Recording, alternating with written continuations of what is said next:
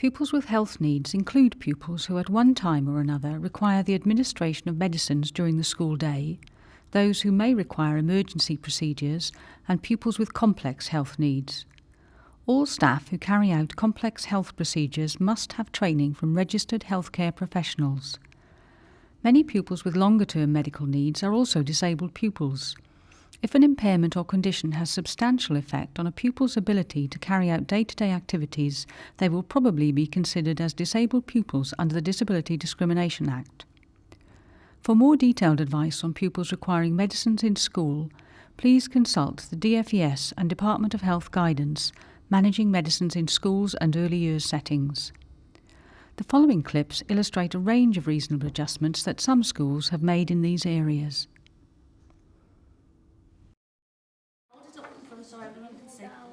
And the next sound is... There are many pupils in schools who require daily access to medicines on a long-term basis. Without these medicines, they would be substantially affected in their ability to carry out day-to-day activities. For example, pupils with asthma or diabetes. Asthma medicines should be available to pupils as needed, and they should be encouraged to self-administer under supervision where necessary.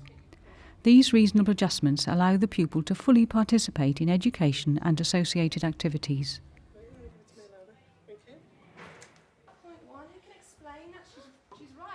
At Victoria Park Primary School, prescribed medicine for attention deficit disorder is administered during lesson time with the consent of pupil and parents.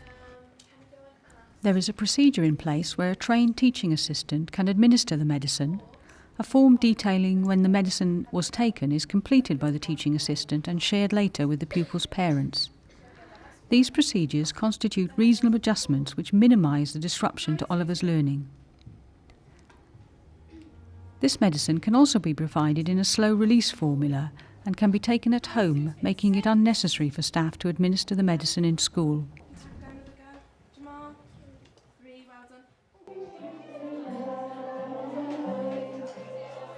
Mara is one of quadruplets. She attends College Garden Nursery with her brothers and sister. Mara has physical and speech impairments. She's dependent on one-to-one help. They've had to find space for all her equipment. She basically does everything that the other children do with support. Mara uses nappies daily due to her impairment, and the nursery uses its changing area to meet her personal care needs. Where incontinence is caused by an underlying impairment, it is a necessary reasonable adjustment for staff to carry out personal care where it is in their contract or they have agreed to do so. Managers can ensure that staff carrying out such procedures feel confident and supported by relevant training and protocol to ensure the dignity of the pupil and the protection of staff. The provision of changing areas and other such facilities often comes under the school's Access Initiative or SEN framework. The use of facilities to support disabled children can be a reasonable adjustment. At College Gardens, Mara uses adjustable height seating and an adjustable standing frame. These are provided by the Health Authority. However, how staff plan and use this equipment to support Mara to take part in activities with her peers, like this dragon dance, can be a reasonable adjustment. Another reasonable adjustment the nursery makes to meet Mara's personal care needs is to incorporate some physiotherapy exercises into her foundation curriculum. Teaching assistants trained by Mara's physiotherapist carry out these exercises.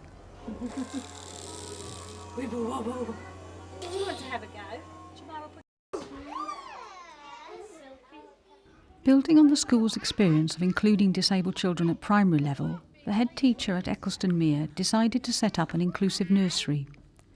The nursery includes several children with complex health needs. There are no legal requirements for staff to administer medicines or to carry out medical procedures. However, DFES and Department of Health guidance states that support staff should be employed who have this in their contract and that they should receive appropriate training from registered healthcare professionals.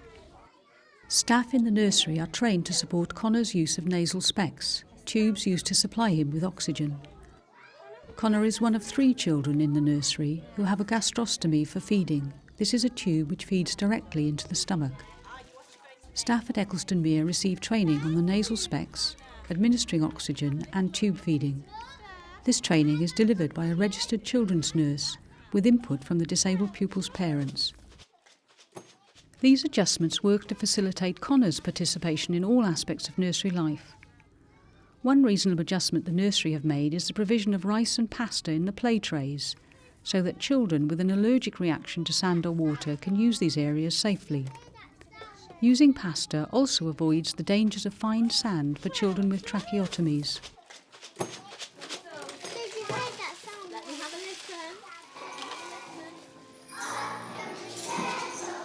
At St Bridget's Primary there are 11 disabled pupils, some of whom require the administration of medicine in an emergency.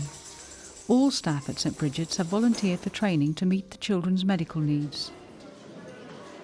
Children move around the school on a daily basis. If we only have one person trained, the chances where a fit or an attack of some kind takes place, that person may not be there. So all staff have access to the training, and that's teaching, non-teaching and dinner ladies as well, because obviously things can go wrong at dinner time. The training we've had as full staff has usually been delivered through the Health Authority. This training included the rectal administration of diazepam and the administration of adrenaline.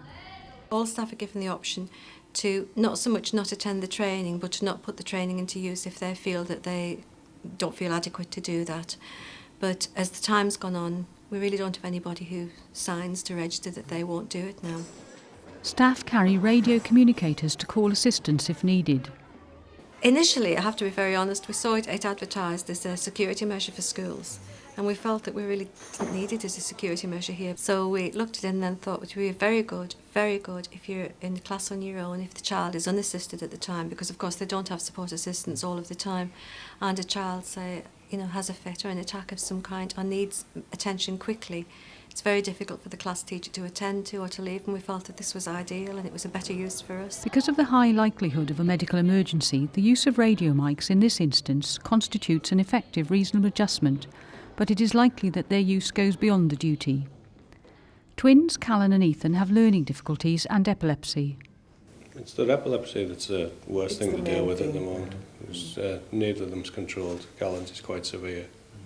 He has maybe 20 or 30 seizures a day. It's just keeping an eye on him, really. Can't leave them alone at all. The school have done a hell of a lot for us. They include them in everything they possibly can. They get round everything.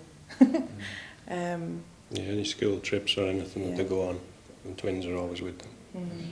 Uncontrolled epilepsy is rare. Often this condition can be controlled with medicine.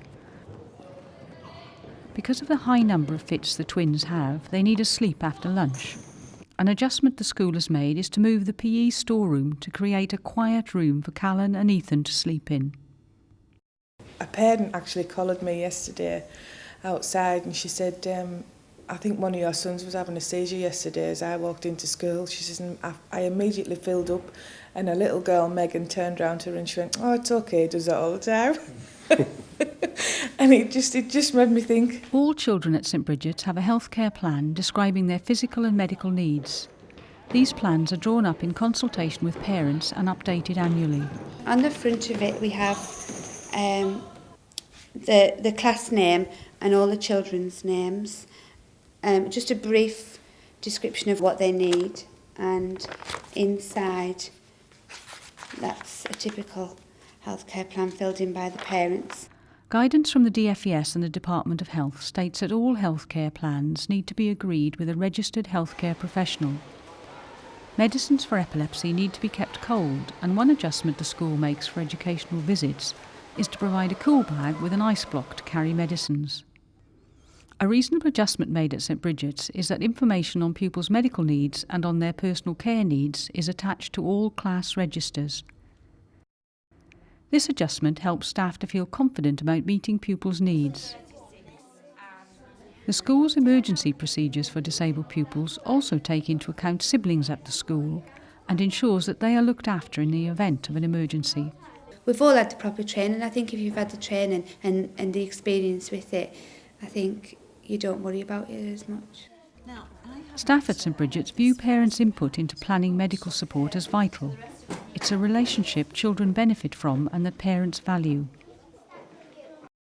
Wolf has 3 daughters at the school. They all have a brittle bone disease, which means they can break bones a lot easier than most children. So they're They need a close eye keeping on them, basically, which the school have been wonderful with. It's quite a thin line. They have to sort of be able to watch them closely without at the same time sort of smothering them and stopping them from developing.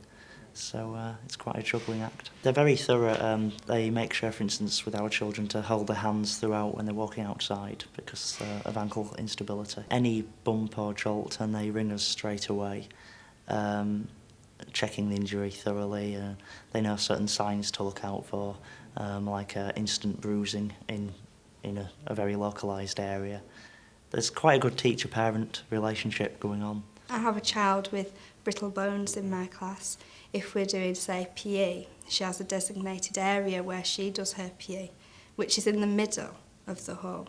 So if we were doing dance, she has her circle in the middle of which she can choose a partner. And everyone's moving around. It's not obvious that she's separate, but it means that she won't be banged into and she's kept in a safer environment. Risk assessments led to this simple reasonable adjustment. Strategies to manage the risk of injury for disabled pupils are good reasonable adjustments, although they are also covered by the general duty of care for all teachers. How did the school get to the stage where staff feel confident to include pupils with complex health needs? We looked at what needed to be delivered through staff training and employed extra staff to support these children through funds allocated by the LEA. And we felt that as our confidence grew, we were quite willing to take any child with a disability in school and felt sure that we could provide ourselves with the wherewithal to deal with those children and let them access full curriculum.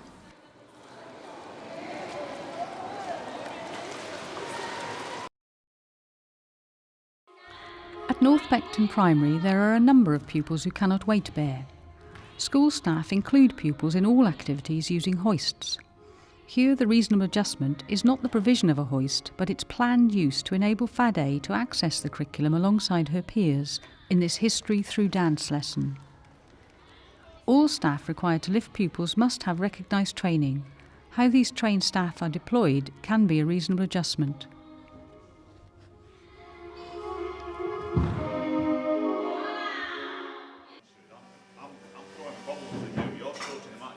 Chris is studying IT at Harrogate High School. When he first attended, the school was not fully accessible. With money provided by the school's Access Initiative, the school have improved their facilities for Chris and other disabled pupils. The accessible physiotherapy room allows for many reasonable adjustments to be made. For example, disabled pupils do not have to go off-site to have physiotherapy, and their sessions can be timetabled in to meet their individual needs. Emily, a physiotherapist, visits the school regularly and trains and advises the school's personal support assistants on physiotherapy. It's a relationship that's working well and developing. It is quite daunting for PSAs to have children that they are having to manual handle and do lots of different physical activities with, and I think that has taken some time for our roles to be sorted, but it works excellently at Granby now, and I think partly because the PSAs have just put so much work in themselves on running risk assessments for different activities that the children would do, and the school has taken on a huge responsibility for that, which has been brilliant, and they've sort of embraced the challenge really and taken that on, and they've done things like build this new area for the children. Emily also advises and trains school staff on how best to include disabled pupils in PE.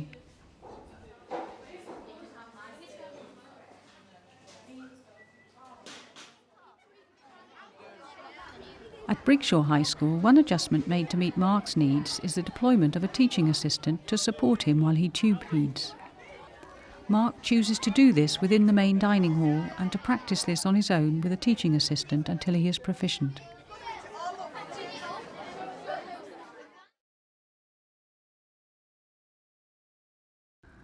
All schools must have evacuation procedures for all pupils. How these are developed to support disabled pupils can constitute a reasonable adjustment. Brigshaw High School agreed to explain how they developed their procedure. Initially, there was quite a lengthy consultation process with all the parties involved. There were the teachers, there were the teaching assistants, the pupils themselves and their parents. We drew up a document that was reviewed several times until we got the finished article. As part of the consultation, It was identified that the language we were using in all the literature wasn't suitable for the pupils. So we have a procedure written out in what I call pupil language, and this goes home to their parents as well. We have a site copy that we work to, and that has a greater degree of detail that we actually need on site. Today, Stephen, Ben and Shane have kindly agreed to show us the evacuation procedure from an upper floor. In the event of emergency, we have an emergency evacuation point, a refuge area, and we have the evac chairs available. Hello, Angie. Hello. Hi, we're at Refuge Point 1 with Ben, Stephen and Shane. On evacuation, the pupils with disabilities, they actually radio into a central point. Training at Brigshaw includes ensuring that students are familiar with the fire procedure and the evacuation chairs. How did staff train to use the evacuation chairs? There's a lot of trepidation with regard to these pieces of equipment. You're basically pushing a pupil off the edge of a precipice, even though it's down a staircase. So a lot of people are very apprehensive about using them. So I was trained initially, and I cascaded the training down, and we physically went through the whole procedure with the trainees actually in the chairs themselves. So they were pushed over to demonstrate how safe the procedure was, and they were also involved in pushing down to get the technique right. It's something that we have to keep on top of. It's not something you can just do once and then forget about. It's part of a monthly training programme. We have regular appraisals and training feedback. We just keep readjusting the procedure. Reasonable adjustments for disabled pupils at Brigshaw include consultation with all parties, every pupil being given their own evacuation procedure, and the training of staff in lifting for transfer to the evacuation chairs. All schools are required to have evacuation policies for all pupils, and these need to be adapted to take into account the needs of disabled pupils and pupils with temporary difficulties such as broken limbs.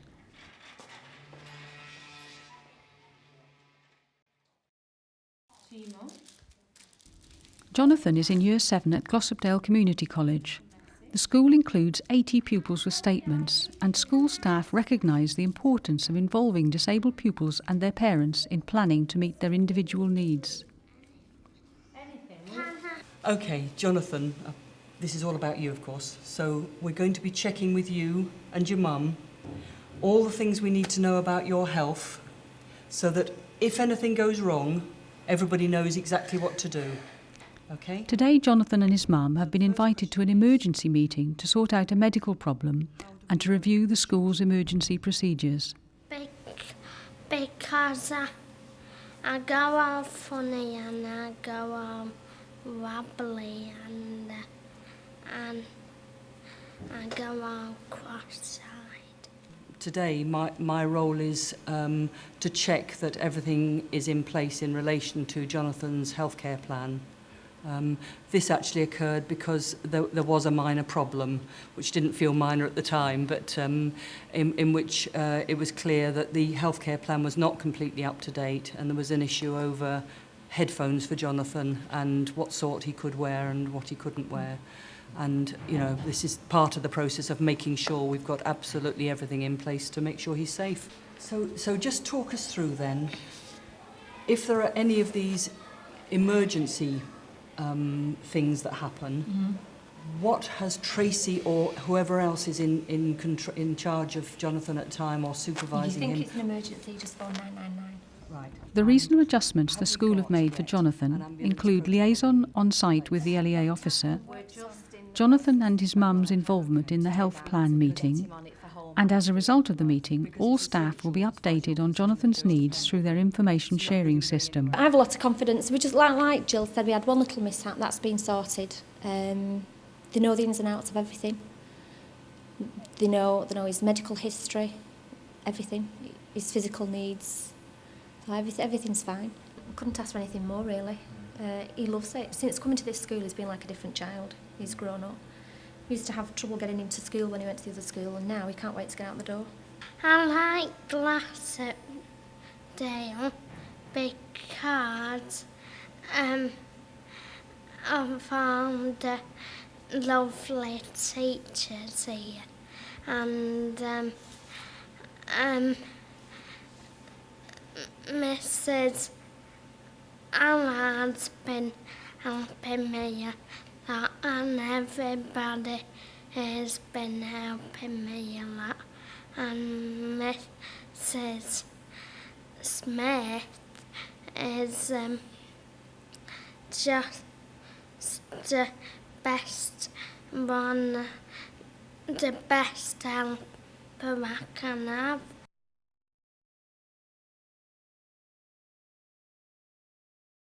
One of the barriers to the inclusion of disabled pupils in schools can be staff anxiety about how best to meet pupils' medical and personal care needs.